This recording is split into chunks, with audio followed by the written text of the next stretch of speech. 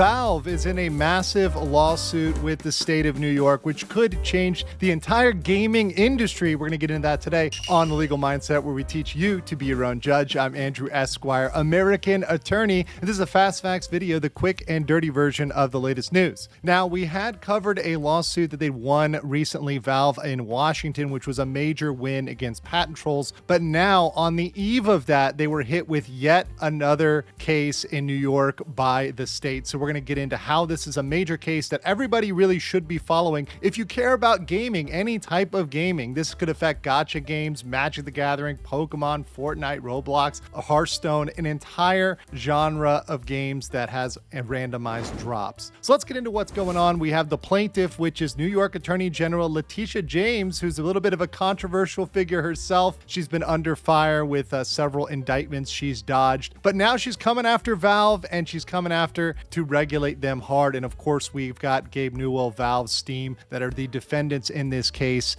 and they're the ones that are accused of really corrupting children. That's the line they're going with on this. Yes. So let's jump into our opening statements. Now, Letitia Jones, the AG of New York, is suing Valve on behalf of the state in her capacity as the Attorney General. And her line, her angle on this is that they are promoting gambling through loot boxes and the Steam marketplace. So those together, particularly the loot boxes and then the availability of the Steam marketplace, is equal to gambling, the same as casino gambling. That's the line from the lawsuit. New York argues that this violates the prohibition, the state prohibition in their constitution on lotteries or the sale of lottery tickets, pool selling, bookmaking, or any other kind of gambling. They are attempting to regulate this like a traditional casino. New York also argues that this gambling is targeting minors, teens, adolescents, etc., and that's why it's particularly pernicious and it needs to be stopped immediately. So what are the main arguments for them? The main state's arguments are that New York State is in charge of regulating gambling, and they have that power under their state constitution, and that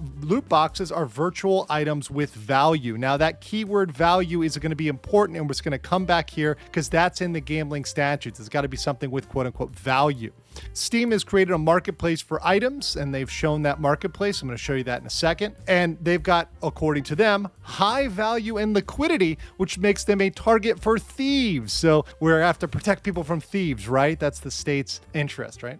They say that users gamble in the act of opening the loot box. So by opening the loot box, according to the state, that is gambling. And they also equate those to casino gambling in their danger to minors, saying, hey, we don't allow minors to gamble, and therefore we need to protect minors by stopping this because this is just like casino gambling. And one of the things I found quite interesting was their use, and these are exhibits from the actual complaint that the state filed. They have a little chart here showing the marketplace, which had the weekly, monthly, lifetime kind of value, the medium sale prices of items, and kind of showing that fluctuating around 105, 100, and putting that as evidence. Hey, look, here's a marketplace, and because there's a marketplace, this is gambling, right? This is something where there's a marketplace, and if there's a marketplace, you can gamble.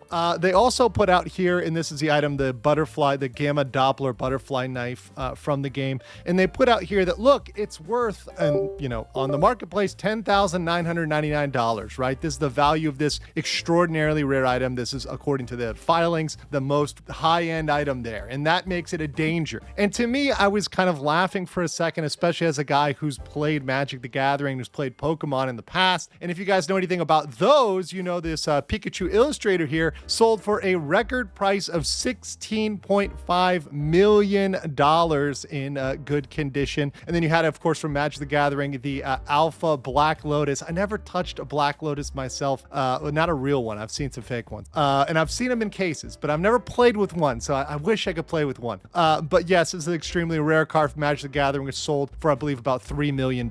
So it's very interesting to me that they point out the 10K cap, because other games and other places that use randomized cards or randomized pulls have very, very high value and also have a really established market for their buying, selling, trading that indeed is used by adults, but also by teens, whatever, who are selling, trading, engaging in marketplaces for these things. Very, very interesting to point out there. So what's really at threat? Well, what's at threat here is every game with random elements. And we can go to this. I think the top offenders, the ones that would go down first, are the gacha games. So if Valve and these loot boxes go down, the gacha games are next on the list. They're 100% on the hit list. Mobile games, anything with pay to open plaques, so Genshin Impact, Honkai, any of the MiHoYo stuff, FIFA, NBA 2K, all of that will be the same because you're essentially paying in for a random pull. And according to the state, they're saying, hey, we don't care that you get something. The fact that it's random is what's the problem. You've got digital collectible cards and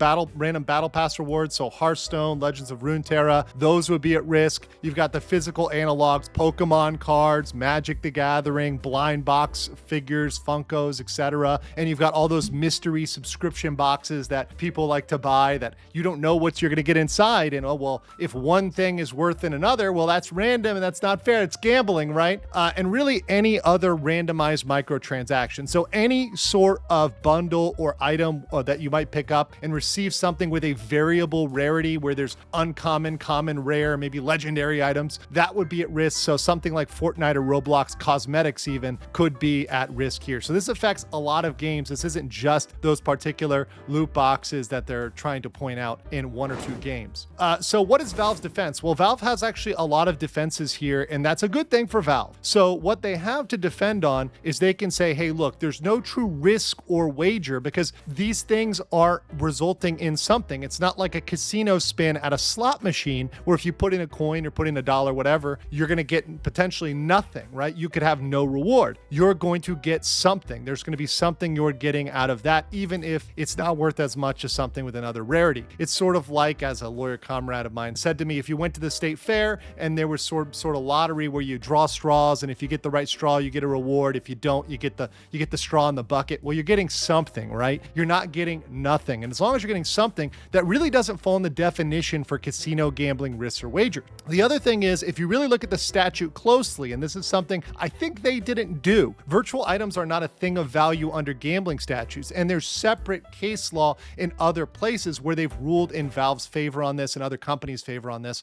Valve actually won a lawsuit in Washington, and there's been several class actions revolving loot boxes that have failed to form over saying it's really not a thing of value, meaning you're not going to be able to directly convert that to money, right? You'd have to go through some sort of gray market, etc., to convert that to money. The other thing is that the randomness is in distribution, not separate from the product. So it's not something where the randomness, once again, is in the pull and you don't know whether you're going to get something. The randomness is just in the distribution of rarity. And that's a very common game mechanic in many games as to getting something. And that's part of the reward system for the game. That's part of the enjoy of the game, is not knowing what you're going to get and potentially getting something very valuable or having to try again. The other thing is the First Amendment protects game design. That's something well established in case law. And if you're taking away elements of randomness from all games, we're going to have to purge that from everywhere. That's going to cause a massive shift in development and make people have to develop their games wildly different because, well, we can't have randomness anymore because, well, that's going to be unfair. That's gambling, right? And I think the existing case law, as I mentioned, the cases that Valve has won in Washington and the class actions, those come in on the favor of Valve, to the defense of Valve, because this is really something that other states, other places haven't chosen to regulate in the same way. And there are some safeguards that Valve could do to make this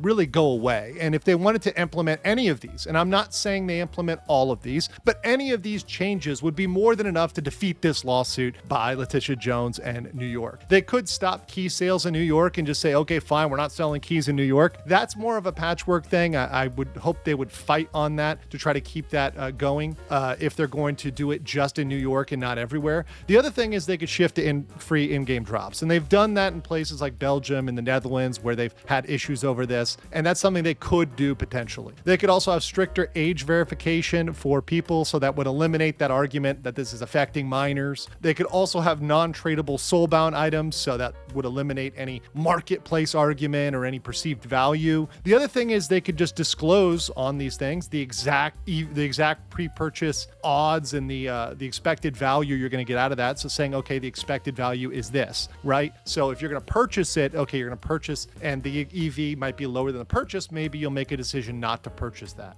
You could also put in spending limits, daily, weekly, whatever, to keep spending low and prevent people from going overboard with gambling, if that's what you think this is, right? Debatable. Once again, Valve would say this isn't. You could also enhance parental controls if you're worried about the children, and implement what a lot of gacha systems have, a pity system or some sort of non-RNG system to craft or make those legendary items, perhaps when you level up or have certain level of access. And the last thing is you could just do third-party auditing and say, hey, we're going to just audit this to see how much of a danger this is, and we're going to do that on a regular basis. Any one or multiple of these things could definitely defeat the lawsuit by Letitia James in New York. But here's my judgment.